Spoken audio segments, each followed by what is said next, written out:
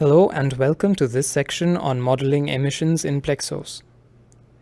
This class can be used to model the various types of emissions produced during the process of burning fuels and obtaining a megawatt output from generators. The amount of emissions produced can be defined as a function of either the units of fuel consumed or the output of the generator. The emissions produced by a generator can be reduced through devices such as scrubbers, and this can be modeled using the generator.emissions removal rate input property.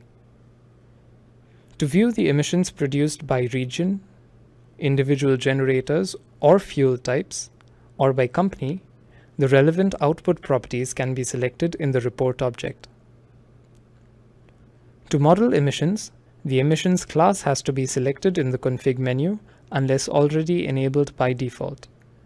An object can then be defined, and a membership created between the emissions object and the corresponding fuel and/or generator types.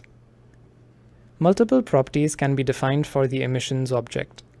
For example, the number of pounds of emissions, or the production rate of a certain type of emissions for every unit of generator output.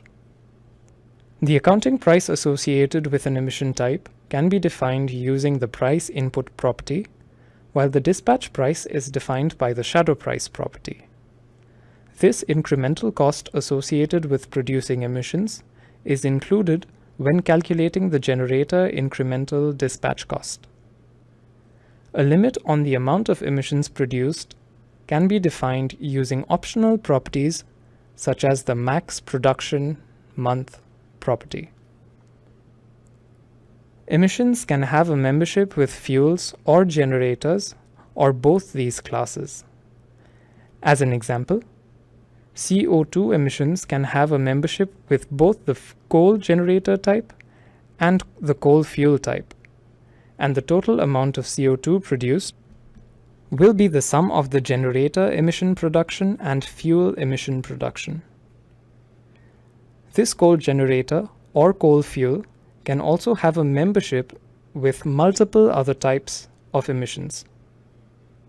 Using available input properties or custom constraints, a limit can be defined for the total emissions produced by generator type or fuel type. The emission cost component of the generator dispatch price is defined by this equation, which accounts for emissions produced by the fuel type, as well as the generator type, and any removal rates defined on the generator. The emissions accounting price can be defined by the price input property, and the dispatch price can be defined by the shadow price input property. The table here shows the different combinations possible for emissions accounting and dispatch prices. For example, if the emission shadow price property is defined along with an emission constraint, then the shadow price associated with the constraint is used for calculating dispatch, while the accounting price, or the value reported in the output, will be a combination of the constraint shadow price and the emission shadow price property.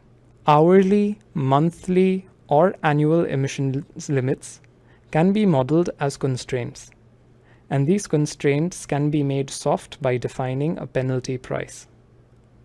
The medium term or MT simulation phase has to be enabled to optimize any long-term emissions limits and provide targets corresponding to the short-term optimization step length, which is defined in the horizon object. The rights to produce a certain amount of emissions can be modeled as allowances that are free or purchased allocations.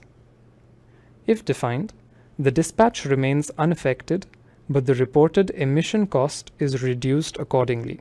The removal of emissions can be modeled using the generator.emissions removal rate property and removal cost property, or by using the abatements class. For example, an input value of 30 for the removal rate implies that 30% of the emissions produced by the generator will be removed. Next, we will take a look at an example where two types of emissions are modeled and the emission production rate of each is dependent on the amount of fuel consumed.